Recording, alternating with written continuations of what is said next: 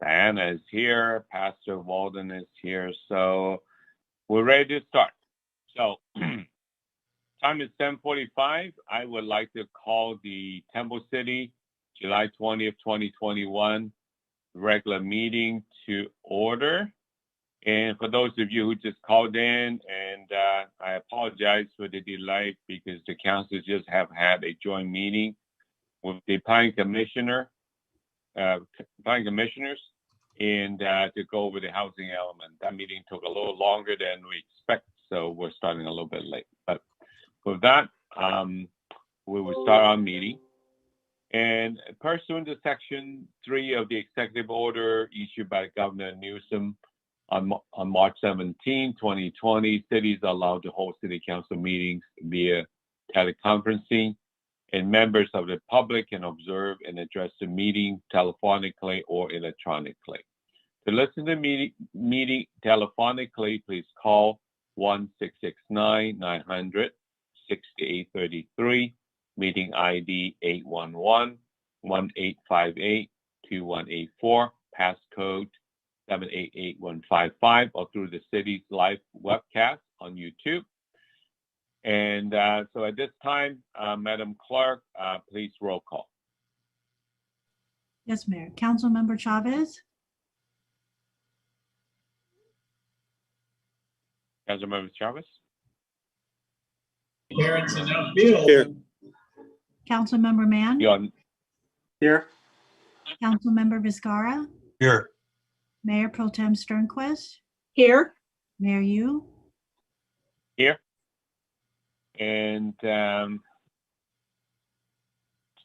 for those calling in, your audio will be unmuted during public comment, and when public comment is open during an agendized item discussion. You can also email your request to speak to cityclerk@templecity.us right now and indicate on the subject line the item you wish to provide comment.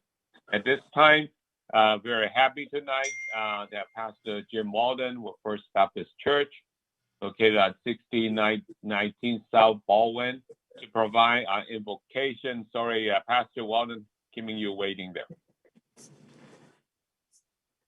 You're on mute, Pastor. You're still on mute. Hey, there we go. Yes, yes. Sorry. Thank you so much. I'm honored to be with you. Let's pray, okay? Father, thank you for tonight. I am so grateful for this city that matters to you. I'm so glad that you are interested in Temple City and all that goes on in the area. I continue to pray for our city, our state, and our nation, that God, you'd have mercy on us, especially in this time of COVID, that you would protect our businesses and our families, and especially as our schools look to resume in about a month. Lord, I so appreciate the leadership of this city, and I ask for wisdom. We need leadership with great wisdom in these days, and ask that it would come from you, that there would be a unification process that happens in the city, and we'd be able to bring glory to you. Thank you for loving us and for what you will do. In Jesus' name, amen. Amen. Amen. Thank you, Pastor Walden. Thank you. We appreciate that. So next item is Pledge of Allegiance. Would you all please stand and join me in the Pledge of Allegiance?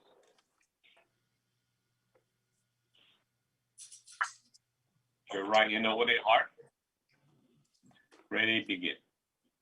I pledge allegiance to the flag of the United States of America and to the republic for which it stands, one nation, under God, indivisible, with liberty and justice for all.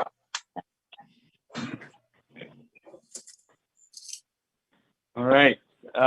Next item is ceremonial matters presentation. Actually, we're very happy tonight to have an update from Area D, Disaster Management Area Coordinator, Ms. Diana Manzano Garcia, to join us. Ms. Manzano Garcia, would you please give the presentation? Yes, I Welcome am. tonight. Hi, good evening. Thank you all. I am just trying to get this really quickly uploaded. Sorry about this.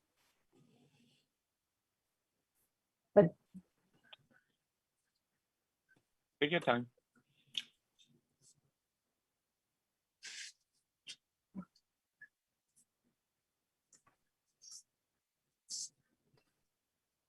Of course, it likes to stall on us when we want to have this done. Of course. Here we go. course, that's No right. worries.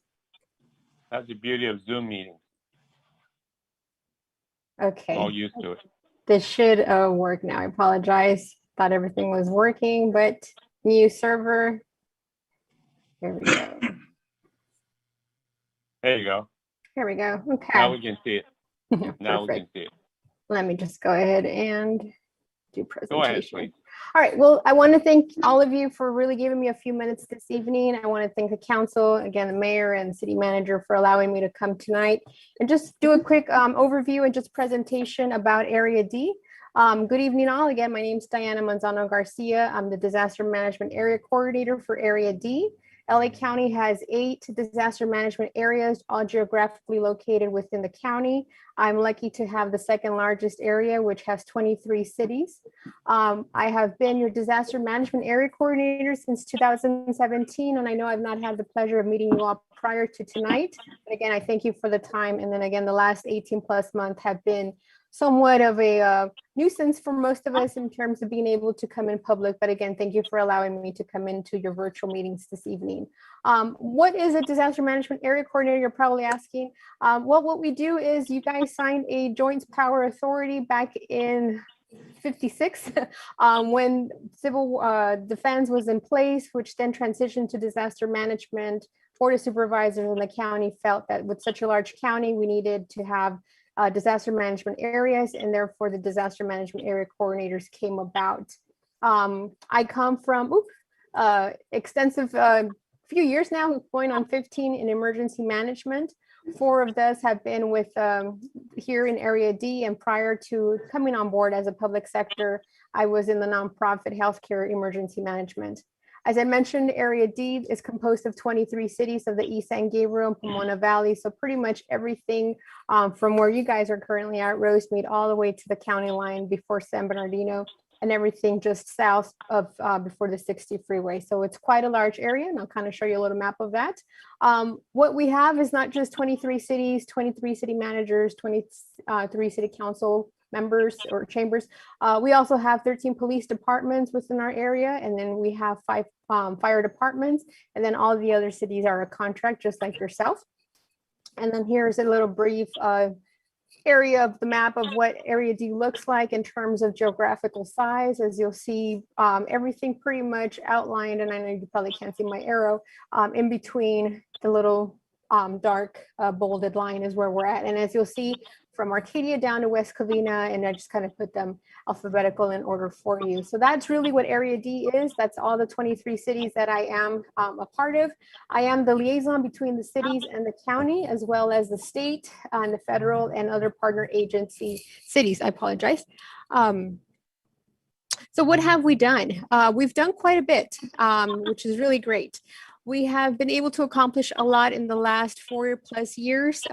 We've been able to bring you training. We've done a lot of training in terms of the Emergency Operations Center. We have brought you CSTI outreach courses, which is the state training institute that allows us to provide you courses free of charge.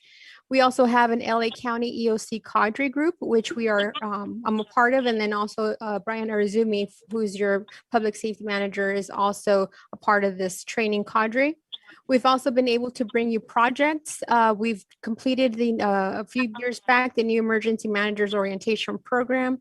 Brian was a pilot instructor for that, and not instructor, attendee for that. So he was able to provide us with a lot of input and how we should be training up new emergency managers that come into a position within a city. We also have the Area D CERT mutual aid agreement, again, which Temple City played a vital part in. Brian Arizumia and team have been able to provide us with a mutual aid agreement, which we now currently have 3 cities as a part of this. These 2 projects I just want to highlight have received awards from the state, which is great for us because we're able to put Area D on a map. And really what it is providing resources to the 23 cities here and also make it available for all other 88 in LA County. In addition to that, we've been able to provide you with templates. We've provided a mass care and shelter annexed to your emergency operations plan. And then we've also been able to finally get the emergency operations plan template just this year at the end of March, which has allowed us to really bring you the most latest and greatest in terms of what the state and the federal wants us to have in our plans as we move into this new emergency management field with COVID incorporated in that. In addition, we've also been responding to emergencies, whether they've been local or just across the county. Definitely the local emergencies composing of just fires within our communities, whether it be in local resident areas or apartment complexes, but also the wildfires that we had last year in 2020. We had the Dam Fire, the Ranch 2 fire, and then the largest LA County fire to date, Bobcat Fire. In addition to the emergency response, all of us have been responding to COVID-19. And I just, again, want to kind of thank you all because you have really taken a lead as a city in assuring that your communities are up to date with information that's coming, not only from the state and the Fed level, but again, from LA County and other public agencies in terms of COVID response. It has been quite the emergency response. It's the largest in the nation because it's not just, again, Temple City or California, but it's across the nation and it's really across the globe. So again, I want to thank you all for the efforts that you've been doing in assuring that your staff is safe, that your communities are informed, and just being able to provide your everyday guidance through this emergency, which we're hoping, as we're seeing, it's taken a turn, unfortunately, but we're hoping to put some measures in place and assuring that we can get past the next step and start really moving towards our new normal, including COVID as it may. Okay, as I mentioned, Brian Arizumi and Christopher Eddy have been really an integral part with Area D and what we've been able to accomplish with CERT. They won a gold award through the CISA, which is the California Emergency Service Association, this last May. Again, we wouldn't be able to have a lot of what we've got going on with CERT without the help of Brian and Chris. I want to point out that when I came on board, we had 5 CERT teams in Area D, obviously with Temple City having the strongest one within our region. And with his guidance and just assistance and his dedication to the program, we've been able to expand those 5 teams now to 10 teams in Area D. So that's kind of, again, I want to congratulate Brian. I just want to highlight because he's been really helpful to Area D in this last year, not just with the CERT, but again, with Bobcat Fire, he's our official now Area D liaison, unofficially appointed. But again, he was able to help myself in the 5 cities that were being impacted through Bobcat, and just assuring that we got the most current information, that everything that was coming down from the incident command post, we were being able to share with the cities and just really guide them through this process. Again, I want to thank and acknowledge Brian and Chris Eddy for their contributions to Area D. So where are we going? You're probably wondering, okay, we've done a lot. We haven't stopped yet. We're still thinking about the next steps in terms of training and exercises. We are going to continue to provide training. Currently, we've been able to do some virtual training. We would like to obviously do in-person training, and we are planning for that in the fall of 21. So there will be some courses hopefully coming our way, and it all will depend on where we're at with COVID-19 and some of these regulations and what we're allowed to do in person at the time. There are also exercises in various scenarios that we have been provided with assistance of other grant funds and other projects that the City of Downey has taken on, which has now become a countywide access resource. Definitely our response efforts have not stopped. Again, we will continue to provide you with the resources and the information that comes to us from the state and from the federal government in response to COVID-19 and all of our efforts. And then we'll also continue to support other emergency responses. Luckily, again, unluckily, we've not had rain, so the community foothills have a lot of brush, a lot of dry brush. So again, we're knocking on wood that we're not seeing any sort of Bobcat duplication type effort of wildfire response, but we are prepared in case that does occur. And again, we've got resources coming to our cities and equipment that will help with the response to that.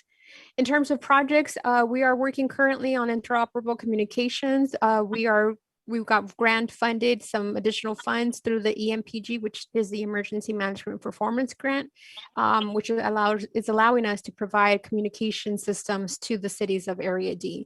So that's either in the form of a satellite phone, a mobile command post, which the city of Temple City currently has, as well as a mobile mini, which is just an enhanced Wi-Fi capability system. We are also working on disaster recovery. That is our next major project, and this is going to be between the area of C, D, and E. So it's about 58 cities combined. The resources that we're wanting is just assuring that our cities have information on how to recover during a disaster, not just from COVID, but any form of disaster. We are still planning for, again, those wildfires and the earthquakes that we, again, have not seen in our lifetime, but do need to anticipate them at some point. And so that's the information that we want to provide our cities so that you guys are prepared and have all the right tools when this occurs. And then continuously support your emergency management programs. Again, I want to say that Temple City has been one of the staple cities in our areas in terms of emergency management. You have a coordinator that's very dedicated to his job, not just within public safety, but assuring that emergency management is something that the city has in terms of plans and plans in place. And again, with the support of you guys as city council and the city manager, this could not have happened. So again, thank you for really supporting the programs. And from Area D, we will continue to do so as well. We will continuously coordinate, trainings, exercises, or any other responses. Definitely communicate with you, and that's in the form of just providing the resource information that we're receiving from various levels, and just continuously play the liaison role within the county and the cities. And then the collaboration, like I mentioned, Brian or Izumi in the city of Temple City played a real big part with Area D when we responded to the Bobcat fire. And so we hope to have that collaboration continue, as we know that our neighbors within Area D definitely will need the resources and the expertise like you have currently within your emergency management program coordinator, that cities will definitely benefit from having. So with that, I want to again thank you all for your time, and just kind of wanted to come in and say hello and introduce myself and just kind of highlight the great things we've been doing. Again, highlight the great things that the city of Temple City has been doing as well. And here you'll have my contact information.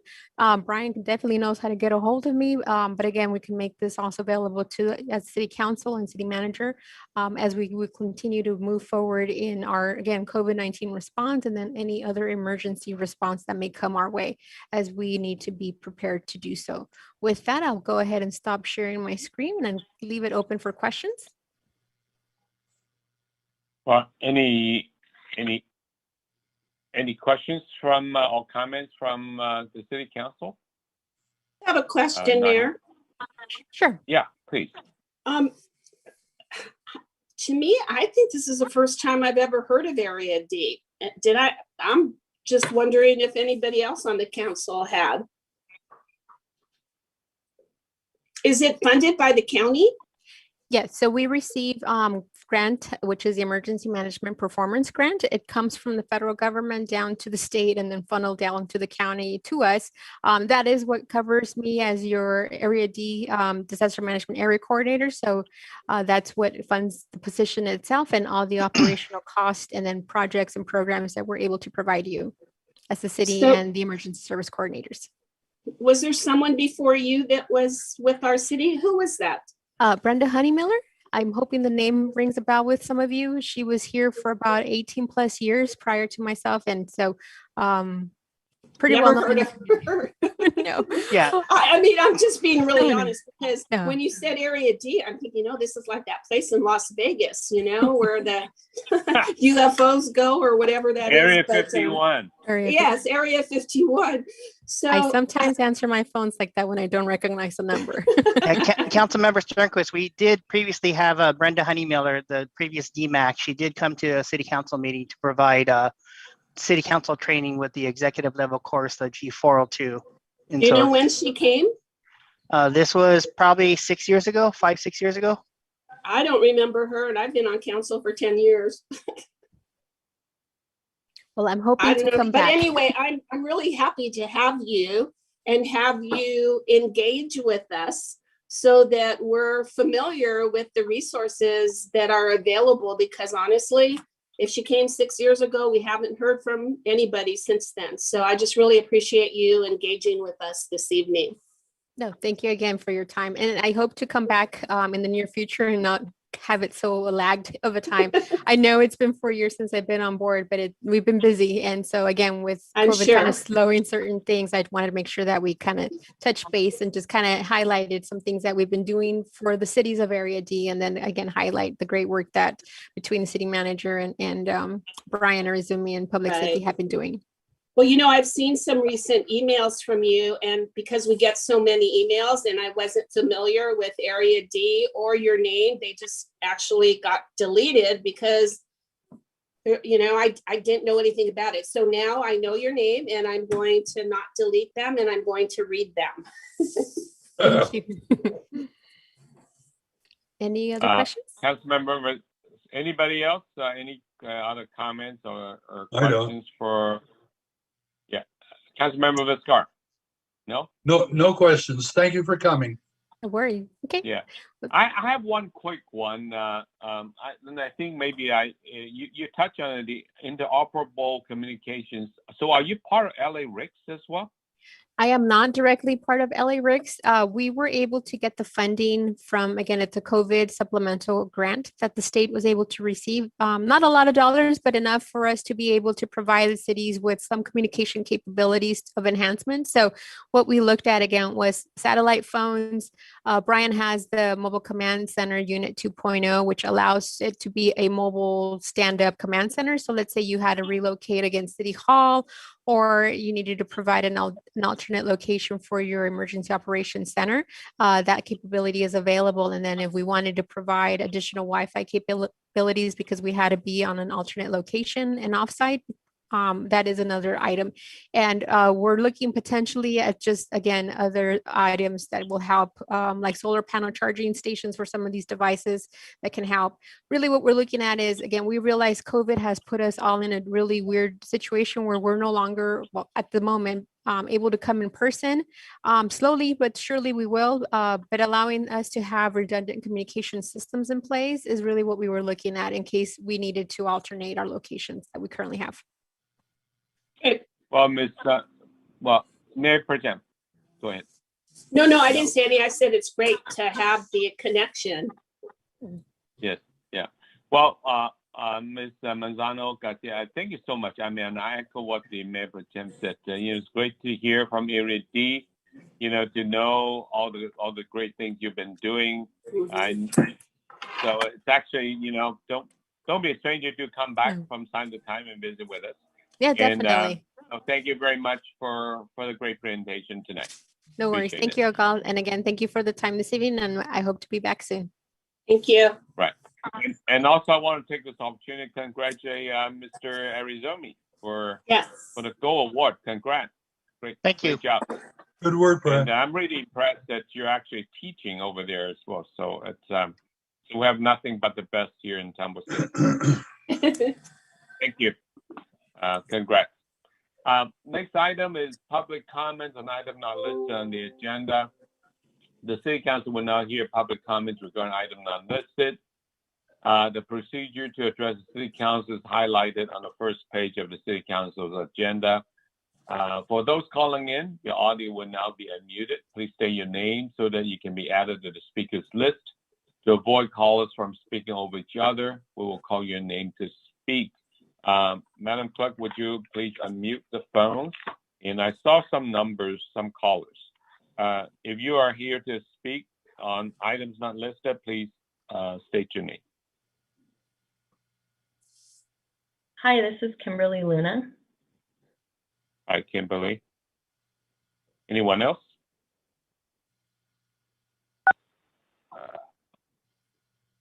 Go ahead, Kimberly. Go ahead, Kimberly. Okay. Hello, good evening, Mayor Yu and members of City Council. Thank you so much for your time tonight. My name is Kimberly Luna, and I'm a health promotion specialist with the American Lung Association. The American Lung Association was founded over 115 years ago, and our mission is to save lives by improving lung health and preventing lung disease. Over the past year, I've had the privilege of working with some students from Temple City High School And I think there's a couple of them still on the line that want to tell you a little bit about what they've been doing. But I've been so impressed by their passion for improving public health and spreading awareness about the teen vaping epidemic. I just wanted to quickly provide some information to council for educational purposes regarding what has been done on the local, state, and federal levels to reduce youth access to tobacco and to tackle the youth vaping epidemic that has been happening. I'm not sure if you've heard too much about it, but the numbers were as high as 1 in 3 high school students vaping. It's reduced over the last year, so that's some good news for us.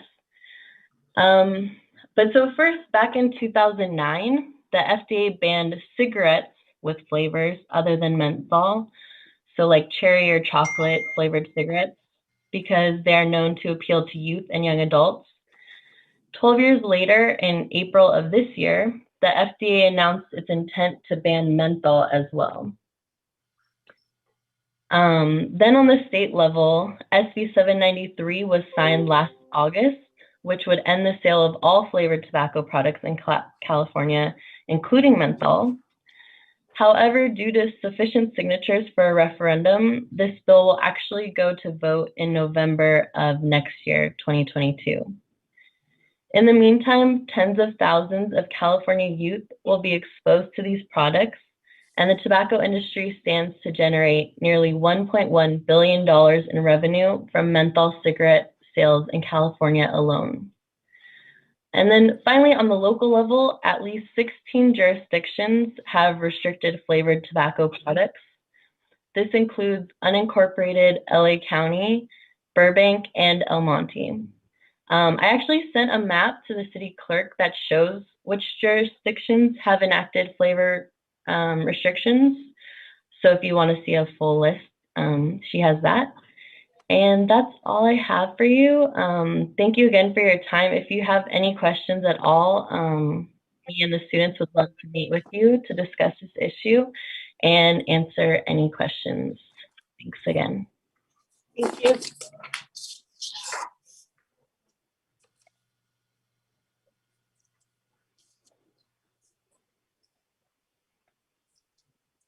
I think you're muted, Vince. Oh, sorry. I've been talking to myself as usual. Ms. Luna, thank you so much for information. And any questions from the City Council for the American Lung Association? If not, then we'll move on to the next caller. Anyone else who wants to address the City Council? Mayor Yu, can I make a comment real quick? Certainly. Yeah, I just want to thank Kimberly Luna. I actually had an opportunity to meet with her and some of the Temple City High School students a couple of months ago, and they had a lot of great information. And the kids are doing a lot of research specific to Temple City. So if I would encourage my council colleagues to also talk with her and the students if you have a chance. It's pretty impressive what they've come. Thanks for coming tonight. No more. Thank you. Oni. All right. Anyone else would like to address the City Council at this time? Any callers? Hearing none. Madam Clerk, do you have emails? Hello? Yes. Hello? Could I make a public comment? Would it be possible? Certainly. Please state your name. My name is Raymond Chung. Okay. Mr. Chung? Okay. I just want to thank everybody for taking, sorry about that. I just want to thank everybody for taking the time to hear my thoughts and concerns on this issue. Again, my name is Raymond Chung. I'll be a senior this year at Temple City High School, and I'm also a youth advocate for Healthy Lungs TC. I'm with Kimberly. We are a group of students and advisors that aim to spread awareness of lung health in Temple City. We discuss the dangers of youth vaping and the toxic effect of tobacco waste on the environment. We encourage youth to make healthy choices in regards to vaping and their lung health in general. In this past year, our community organization has actually done quite a few things. We started out with our Photo Voice project, where we collected evidence of tobacco within our community, which we displayed on our website. We began to form a coalition that centered around education and gaining support amongst the youth against tobacco and vaping. Our first meeting, we were able to reach over 30 members in the community. And we were also able to continue to educate the youth about the detrimental effects that tobacco has on our environment, as well as our physical and mental health. I think Councilmember Mann mentioned this, but we also were able to speak with local leaders, such as Councilmember Mann, and also had the opportunity to speak with a member of Ed Chow's staff, Assembly Member Ed Chow's staff, about our concerns with the youth vaping epidemic. And additionally, we were able to prepare our educational series called Tattoo, Teens Against Tobacco Use, and present for local groups in the area. We are currently presenting for you and have gathered letters of support to show support against tobacco and vaping in our community. We've gathered support from 8 groups in Temple City and from over 40 people in the community. I'm personally involved with Healthy Lungs TC for numerous reasons. The first is that I find it concerning that youth are targeted to start smoking. I've personally been contacted through social media platforms to ask me if I want to buy vape and start smoking. Another is that my dad smokes and he has been hospitalized numerous times because of it. He understands the harmful effect that smoking has in his body, but continues to smoke. And that's the major reason why I'm devoted to education and prevention with tobacco and vaping, because it can be really hard to quit. So if I could prevent any of my peers from engaging in smoking, I would see this as an accomplishment. Going forward, my wish is that this topic could become agendized, and Healthy Lungs TC, as well as members of the community, can have the opportunity to speak at future meetings about this topic and what we can do in our community to reduce tobacco and vaping use. Thank you. This concludes my public comment. Thank you, Mr. Chen. Really appreciate your comments. Anyone else who would like to address the City Council? I see that there are a couple more phone numbers. Hey, can I speak, please? My name is Kaylee Iber. I'm sorry, I missed your name. Kaylee Iber is my name. Yeah, could you please go ahead? Thank you. Hi, members of the City Council. My name is Kaylee Iber, and I am an incoming sophomore at Temple City High School and also a member of Healthy Lungs Temple City. I'll be speaking on the issue of the youth vaping epidemic and how flavors hook kids. The most current statistics on teen vaping, according to the CDC, show that about 1 in 5, or about 20% of high school students in 2020 reported use of e-cigarettes in the past 30 days, which is a decrease from around the 30% in 2019. Of those numbers, 97% of youth who vape use flavors. There are over 15,000 flavors on the market, and these flavors are specifically meant to entice teens. The rise in popularity of e-cigarettes and flavored products threaten the health and well-being of our youth, as teens are 7 times more likely to vape nicotine than adults. Youth nicotine use can also lead to addiction and harm the developing brain, impact learning, memory, and attention. The teen vaping epidemic capitalizes off the fact that flavored products are seen as safer and mask the harsh taste of tobacco. Flavors entice youth, and our kids deserve better. Limiting access to flavored tobacco will help protect our youth from a lifetime of addiction. Communities around Temple City have begun to restrict the sales of flavored products and vape products. They limit the sale of tobacco products, especially near schools, because tobacco is affordable to youth. In the future, Healthy Lungs Temple City hopes to gain a platform where we are able to spread awareness about the community of flavored tobacco sales. We encourage Temple City to follow the growing list of California cities that have restricted the sale of flavored tobacco products. It's time for Temple City to become a leader in saving lives by protecting its citizens from getting hooked on flavored tobacco products and a lifelong nicotine addiction. Thank you so much.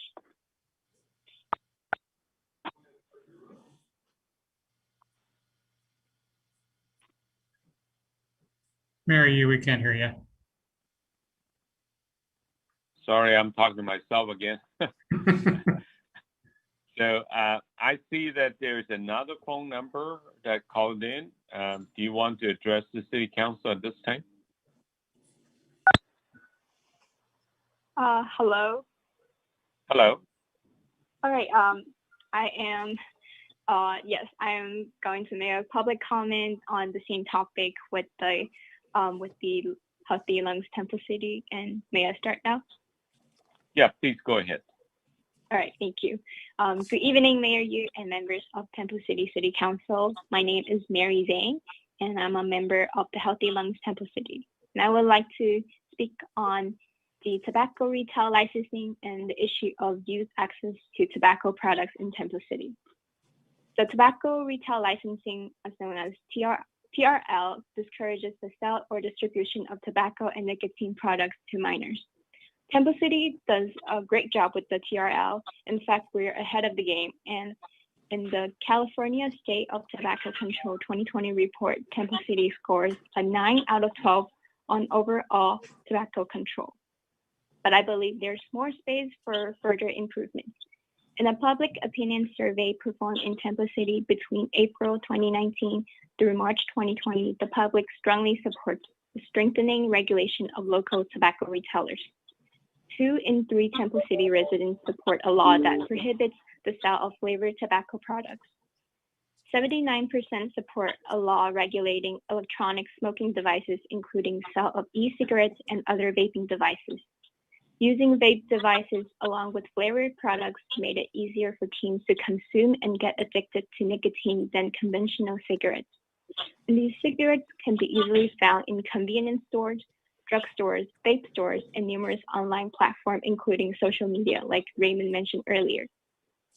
86% of the TC residents support restrictions on sale of tobacco products near schools, playgrounds, parks, and other youth-friendly areas. And if you have noticed, we have a vape store across from a park. The survey also reflects that almost 3 in 4 TC residents believe it is easy for youth to buy tobacco products in our community. And that really means that youth access to flavored tobacco is a problem. 1 in 3 Temple City tobacco retailers was willing to sell flavored tobacco products to young adults under 21 without checking their IDs. And the survey data was collected among a sample of 15 tobacco retailers from Temple City between July 2019 through January 2020. As youth advocates of Healthy Lungs TC, we want to really protect the lung health of our TC youth by tackling the problem at its source and help enforce a stricter ordinance on youth access to flavored tobacco. Thank you for your time and attention, and this concludes my comment on the youth access to flavored tobacco in Temple City. Well, thank you for the comment. We appreciate it. Thank you. Madam Clerk, are there any emails for public comment? Mayor Yu, there are no email public comments. Okay. And I want those who spoke tonight and to understand that there's public comment. So we're here to thank you for your comments, but we really cannot, as council, because it's not agendized, we cannot really actually express our opinion whether we're for or against anything that you said. So don't be surprised that we haven't said anything about what you have said. But we appreciate you making a comment, making the effort to make the comments and attend our meeting tonight. Thank you so much. At this time, I'd like to move on to the next item, which is consent calendar. All consent calendar items may be approved in a single motion as recommended unless removed for further discussion. If any member of the City Council persons in the audience wish to discuss any matters listed on the consent calendar, please address them at this time. Madam Clerk, are there any email requests on the consent calendar? Mayor Yu, there are no email requests to speak on the consent calendar items. And then, Madam Clerk, would you please unmute the phones for those who call in? Do you, any one of you want to comment any items on the consent calendar tonight? Hearing none, I'm ready for a motion. Mayor Yu, I'll move to approve the calendar. Second. It's moved and seconded. Madam Clerk, roll call, please. Councilmember Chavez, Yes. Councilmember Mann, Yes. Councilmember Vizcarra, Yes. Mayor Pro Tem Sternquist, Yes. Mayor Yu. Yes. So the consent calendar has passed. Next item is public hearing. There is none. Next item, unfinished business. There is none, but we do have a new business tonight. That is for the Community Development Block Grant CDBG program update regarding the COVID-19 relief program. And Mr. City Manager, Mr. Cook. Thank you, Mayor Yu and members of the council. Before you tonight is simply very much two things: a receive and file and simple direction to the staff to return with a public notice for reallocation of excess funds through the CARES program, but also through a loan repayment for September 7th. And then coming back a little bit earlier for the discussion for 22-23. You will see, and Mr. Gulick will put a table on, and you saw in your staff report, a table that showed some suggestions on the reallocation of those funds. Those will be fully discussed on the September 7th meeting at a public hearing. So tonight, we respectfully ask that you do not opine or give us any opinions right now related to that. If in between now and the public hearing, if you'd like to communicate with me on those issues, that would be great. But tonight is just simply report back on the COVID relief programs that we successfully implemented over the last 12 months, and setting the public hearing for September 7th, and coming back earlier to discuss the fiscal year 2022-23 CDBG program. But we respectfully ask that when you see the table for reallocation of the excess funds and the loan amount, that we not opine on that or discuss that tonight. We will be discussing that fully on the 7th. So with that, Mayor, if it's okay, I can turn it over to Mr. Gulick. Well, actually, I do have a quick question, clarification question for you and Mr. Murphy. So tonight, you're not asking the City Council to offer any comments, but we can certainly ask questions, right, on the presentation that Mr. Gulick is about to make. Yes, Mr. Mayor, you can absolutely ask questions. What we don't want to do is offer comments on the reallocation of money, because under federal regulations, that has to be done at the notice public hearing. So even though you have that chart with a proposal, that's really for your information, for your thought process. Feel free to ask any questions, even give comments on the presentation as a whole. But when it comes to that reallocation, we're going to want to save comments for the public hearing. And that's just for the protection of the 5 of you and the city's program. And final question before we start is that we do need a motion to receive and file, and also direct staff to issue a public notice and then for a public hearing, right? We need a motion for that. Yes, sir. Okay. All right. So that's what I have. And Mr. Gulick, Mr. Cook, you can start. Go ahead, Mr. Gulick. Thank you. Good evening, council, other people of the public that are on this meeting tonight. There were the temporary rental assistance program that was established by the city council. We ended up having over 300 interest forms that were submitted for the program. We ended up assisting 71 low-income households that were impacted by the COVID-19 pandemic.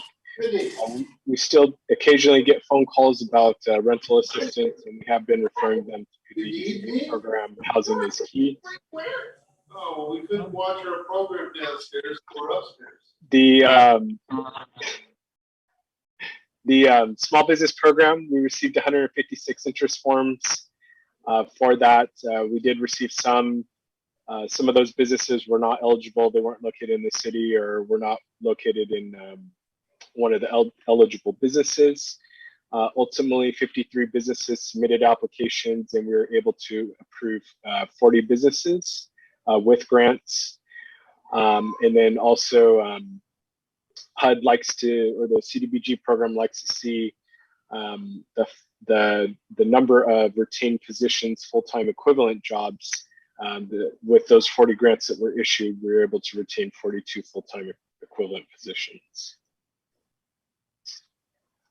This is a breakdown of the small business program. So you may recall we went through the first round, and we tried to assist businesses that had not received any other type of financial assistance related to or as a result of the COVID-19 pandemic.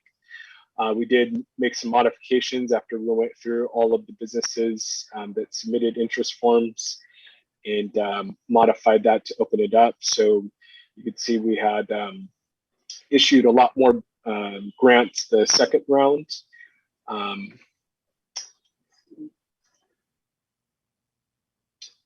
And then we have our unallocated funds that was mentioned earlier. These are funds that are carried over from our fiscal year 2021 programs, and then also resulting from the loans that were paid for previous housing rehabilitation loans that were paid back to the city. We have approximately 170,000 there. And also, as was mentioned earlier, this is kind of just a recommendation or staff's kind of thinking on using these unallocated funds on existing programs that we have right now.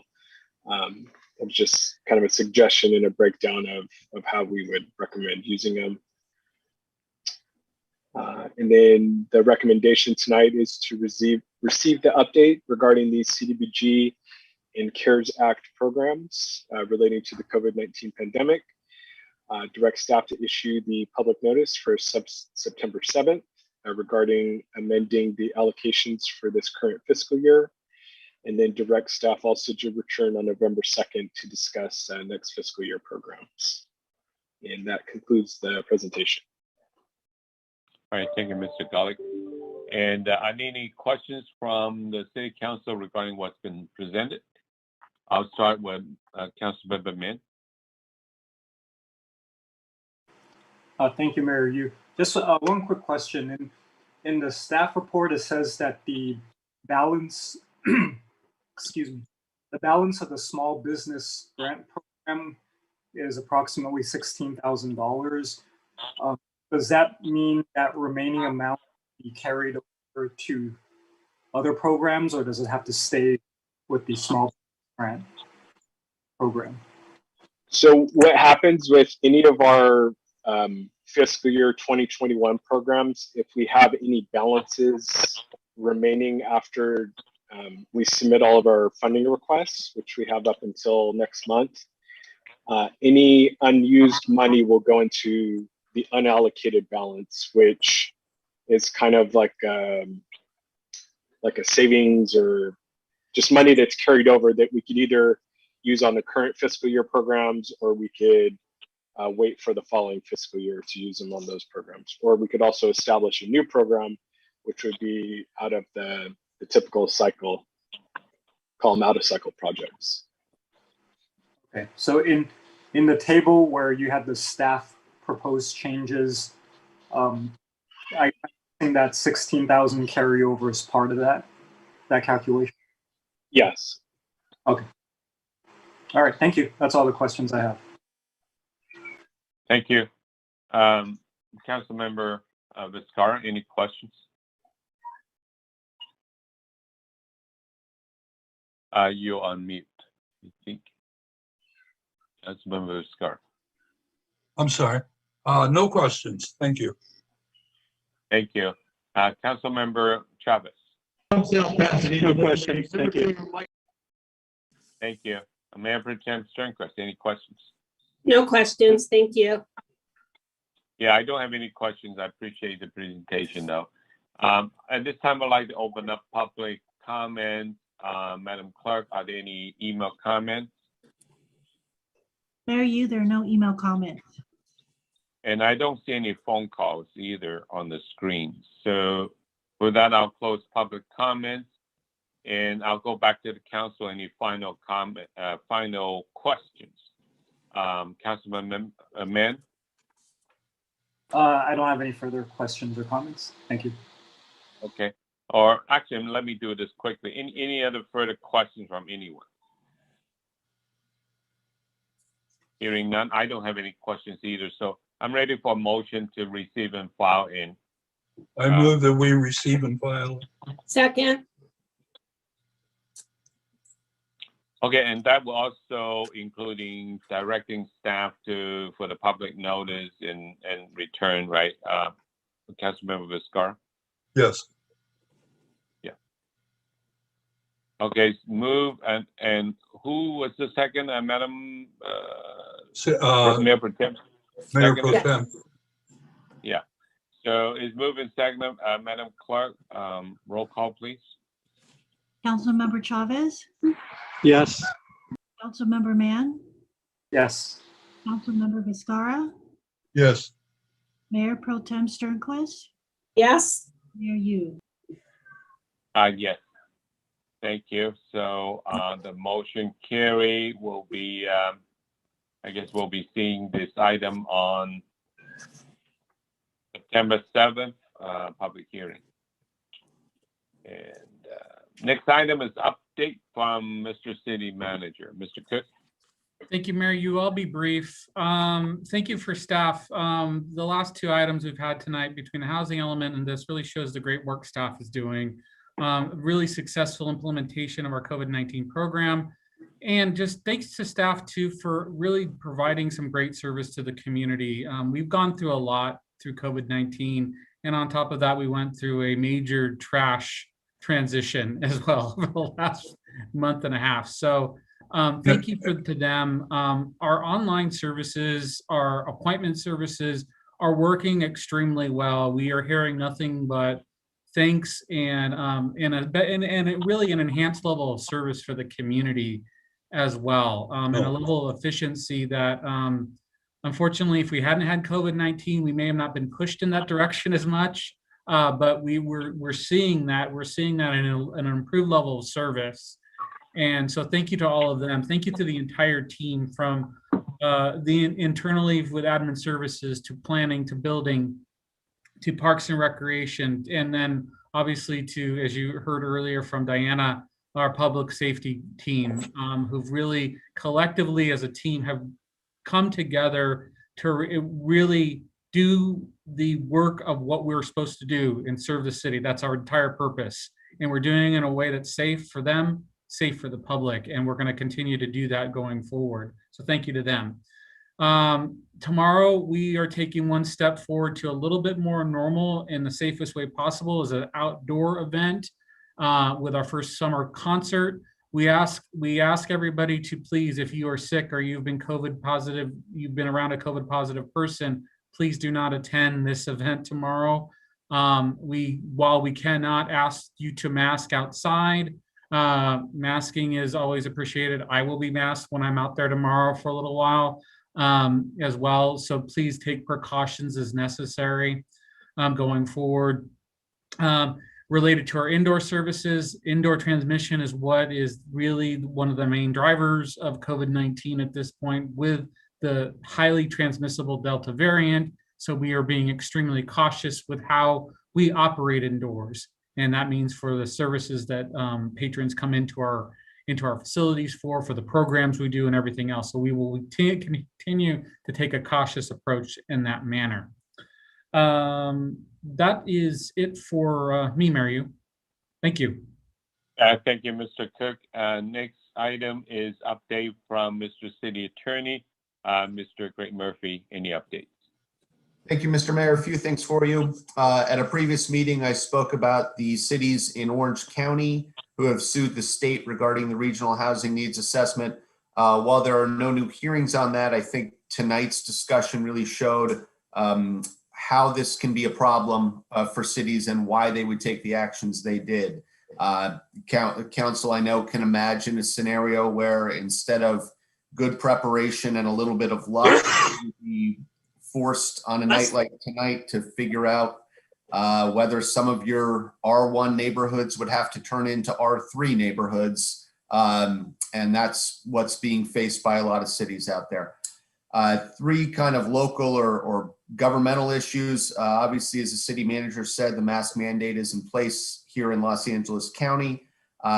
There has been no change on a state level yet, and no indication from the governor's office that there will be any change as yet to his orders, which, as the council will remember, the Brown Act changes expire on September 30th. So we'll still keep moving ahead and preparing for a reversion to our normal Brown Act requirements at the end of September. There are 3 recall efforts ongoing in the city of Los Angeles right now. None of them have gathered enough signatures to get to election, but all of them have qualified to be out gathering signatures. Coincidentally, but certainly fortuitously, Cal Cities, which is what the League of California Cities is now calling itself, is one of the tracks or one of the topics that will be discussed at their annual conference in September. Will be bringing back decorum in the public sector. And while we've all gotten used to Zoom, decorum in the public sector is something I think we can all agree is an important thing. As someone said in a meeting I was at last night, it's good to disagree without being disagreeable. So it will be interesting to see whether their efforts have any effect on us all as we move forward. That is my report, sir. Thank you very much. Thank you, Mr. Murphy. Next item is council report regarding ad hoc or standing committee meetings. Any reporting back? Yes, Mayor Yu, I'd like to report out for the Public Works and Infrastructure Standing Committee. Please. Yeah, so Mayor Yu and I are part of that standing committee. We had a brief meeting last Friday, an update from our Parks and Rec Director, Matsumoto, and David Volt's design, our design consultant. Gave us an update on the themes for the shade structure park. The standing committee reviewed the scheme. There were alternative. The standing committee recommended that we adopt a hybrid of the two. And the main reason was to have a spaces within the park. We wanted inclusive, also match the vibrant color scheme that the designers have already provided to us. So it went well. At moving forward at a Mayor Yu, if you'd like to fill in on anything else. No, that was a great report. Thank you. That's all. Thanks. Right. Any other report? Councilmember Vizcarra, I was going on this art. Yeah. We had it was actually a brief meeting with Adam Matsumoto and Kathy Keelan. Bob Hepler wasn't able to be there, and we were looking at the areas in the construction site where there are opportunities for art. And it was good that we were there because it gave us a better idea of how things would be mounted, how visible they would be, and that kind of thing. So we kind of came away with more questions, but we got very good information, and Adam was great in meeting with the contractor. The contractor was very accommodating, and it looks like he's going to be there to help us. So this is very preliminary, but we have started. All right. Thank you for the report. I was going to go that day, but unfortunately something came out and had a conflict, so I wasn't able to make it then. Thank you, Councilmember Vizcarra, for the report. Any other reports? Hearing none, I'll move on to the next item, which is council items separate from the city manager's regular agenda. Councilmember Mint. Nothing specific, but I just, it's exciting to hear that we're getting our concerts back. Fortunately, I can't make it tomorrow, but I'm looking forward to see some of the pictures or videos that some folks might post, and yeah, hopefully it all goes well. I want to thank Mr. City Manager Cook for that little bit of a, I don't want to call it a warning, but at least a suggestion for residents who may not have been vaccinated to perhaps not.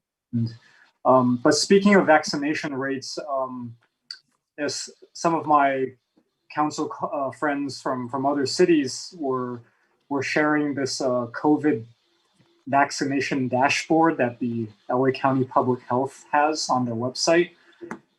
As of yesterday, our city has a vaccination rate of 78% of our residents, which is remarkably high for the entire LA County region. We're like one of the highest.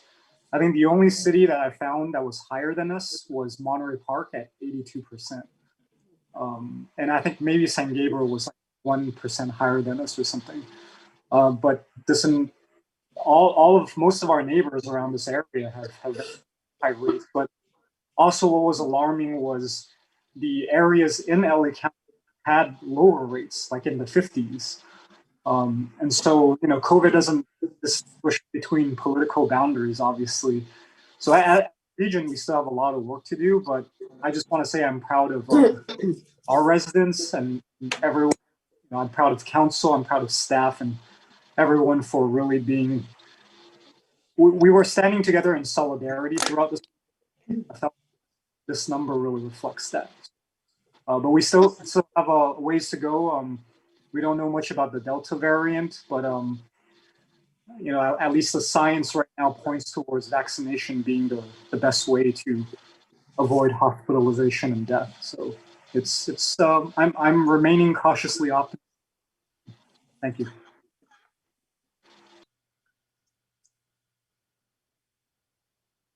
You're muted, didn't marry you. Oh, I did it again. What, fourth time, fifth time tonight? Okay. So, Councilmember Scar, any comment or any council items from you? Did you say me? Yes. Yes. Oh, Yes. I couldn't hear you. The only comment I really have has to do with trash cans. And I'm getting to the point where I almost don't want to walk my dogs because I can't get down the block without being bombarded with questions. And why did we do this? And how can I get smaller ones? What trash can I put here? Why do we have to put them out in the street like that? Blah, blah, blah. I'm telling you, I'm sure that'll calm down over time as people get used to it. But there were a lot of questions out there. A lot of them were from women who didn't realize that they could get smaller trash cans. So I spent some time telling them about that.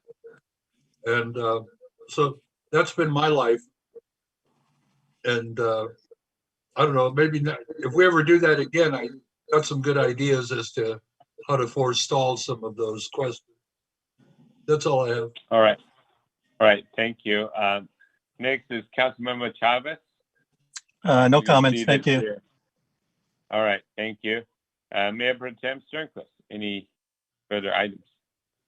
I have a few things. I wanted to ask the council if they would entertain putting something on a future agenda that deals with parking situations, especially in light of the fact that we are having more and more ADUs being built and they do not have to replace any parking. So you can build ADUs and you don't need to provide any parking. People park on the street. Let me give you an example. A renter has a 1-car garage. It's a 2-bedroom home. They have 2 cars, and one of the renters travels a lot for work. So she's not home maybe 2 to 3 days out of a 7-day week. And the other days she's traveling. The 1-car garage, I mean, this was probably built in the 60s, cannot fit a standard size car in the garage. You cannot open the doors to get in and out of a car. Maybe if you had a little small EV or one of the smart cars. But I spoke to Brian regarding this, and he said that, I guess, is that county code, Brian, where you cannot park on a street for more than 72 hours without moving your vehicle. Greg, it's adopted by reference from the California Vehicle Code. Okay. So what happens is when they received a notice saying that they were in violation because the car had not been moved for 72 hours, but they did not know, like, what are they supposed to do if there's nobody home to move a vehicle? So in talking to Brian, I thought this is going to become more problematic as we get more ADUs, because there's going to be more people parking on the street. And as things open up, people are going to start traveling to jobs, to, you know, maybe trips. What do they do with that car that's parked there more than 72 hours? So I was wondering if we could possibly put it on an agenda to discuss it, maybe have a permit, something, a nominal fee, where if they are going to be leaving for more than 72 hours, they get a permit from the city. I don't know what the answer is, but I don't know. I can't think of a solution other than having them get a permit, because they can't move their vehicle. And I think it would be hard for people to have to depend on a neighbor who might forget to move that vehicle. I don't know what other cities do. Greg, do you maybe have any ideas what people do in other cities? Honestly, I have not had to look at that. Frankly, most of the cities we deal with like the 72-hour limitation, because it ensures that nobody puts an inoperable vehicle on the street and just has it sit there. I haven't run into the situation you're describing, which, as you said, as places get more dense and parking doesn't grow along with it, we are seeing new challenges. So if that's something that the council does want to agendize, then by all means, we'll look into what might be done, perhaps with some of our firm's clients in the Bay Area that have that density already, and to see what they might be doing. Okay. I don't know what the solution is. Maybe even the sheriff's department could help us with some ideas of some type of permit or something someone could get. I don't know. The second item is I'm wondering if we could revisit, now that things are opening up. It's been a long time since our sign on Baldwin, the entrance into our city. And I know we've always piggybacked that idea with, it was going to be when we did the downtown revitalization and the Las Tunas revitalization. But I think it's a real opportunity now to just welcome people back into our own city. And, you know, we're going to have some funding in our budget that might be appropriate. And I don't think it's going to be a significant amount, but I think it would be really a great thing for our community if we could at least discuss the possibility of putting a sign in sooner or later. I don't know, when does that ad hoc meet, Vincent?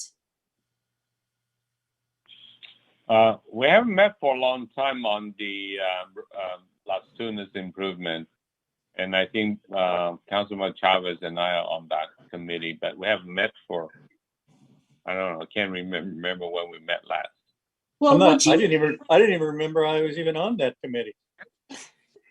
Would you possibly entertain to meet and then talk about, you know, give a recommendation about what you think about that sign, about possibly waiting or maybe moving ahead now? And I just, because all of a sudden I'm going back on my notes and thinking, oh my gosh, this has been so long since we've discussed this or done anything.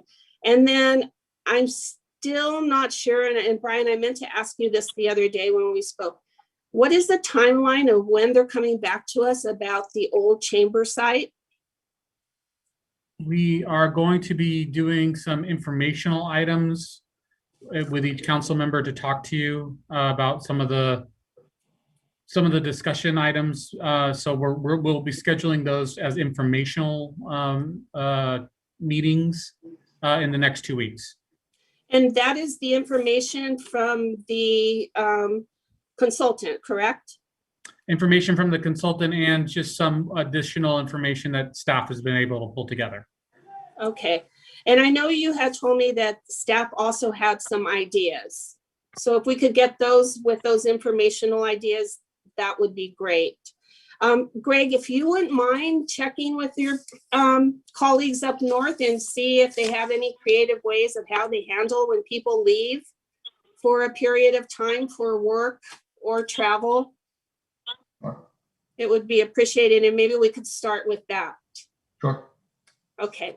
And then I'd just like to ask if, Mayor, if you would consider closing the meeting in honor of Frank Panett. Greg Murphy knows him well also. He grew up in Temple City, and he is the brother of our older American for this year, Mr. Panett. They grew up in Temple City, went to St. Luke's School, and he was just a lovely gentleman. He was the longtime parish director of, what would you call, Greg? He was the liturgy director and director of spiritual formation, yeah. Yes, when families had passings, he would help with the funerals, and just a lovely gentleman. I've known him for a very long time. So if we could close in memory of Mr. Panett, I'd very much appreciate it. And that's about it. Thank you. Thank you, Mayor Pro Tem. And well, I don't have much items, and I'm glad that the only item I have is I'm very, very glad that we're finally back on the Concert in the Park program, finally some normalcy, and thank you, Mr. Cook, for bringing up some caution. I also is back to normal. I'm actually working full-time already back, so well, I'm happy that the Concert Park is back, but unfortunately, I probably would have a hard time making it back. But so that people know that it's not like that I don't like the concert. It's just that I'm actually back normal too. I'm working 4 or 5 days a week full time. So, Tom, will you be there tomorrow? I plan on being there. Yes. Okay. I've So got a few, I miss shaking hands and kissing babies. well, I would just say on behalf of the council, Tom, you and I can definitely welcome everyone back to our first really big public get together, and Mayor will surely give yours and William's regards. It brings back memories of, remember, William, you and I walking around the park, and I was introducing everybody to this young whippersnapper. I do remember. I do remember that. Yeah.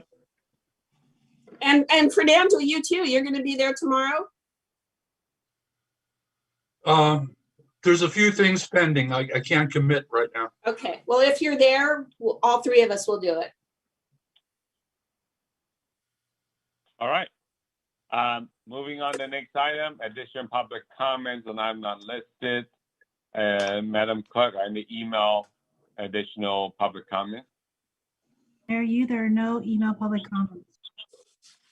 And I don't see any callers other than us here. So I will close the additional public comment. And as the mayor, Mr. Cook, you want to say something? Oh, sorry, just real quick. Councilmember Mann noted it, but we're in the top 20 of LA County cities for vaccination. So thanks for mentioning that. Great job, man.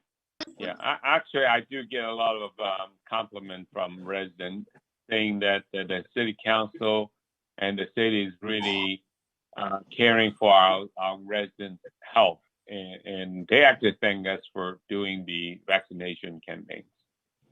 Yeah, but they're still mad about the trash. Yeah, a little bit. I heard a little bit of that too. So, yeah, and thank you. And as the Mayor Pro Tem had reminded us, we want to close our meeting, adjourn our meeting in the memory of Mr. Frank Panett. Thank you, Mayor. All right. Have a good evening, everyone. It's been a Good kind of night. long meeting. Thank you.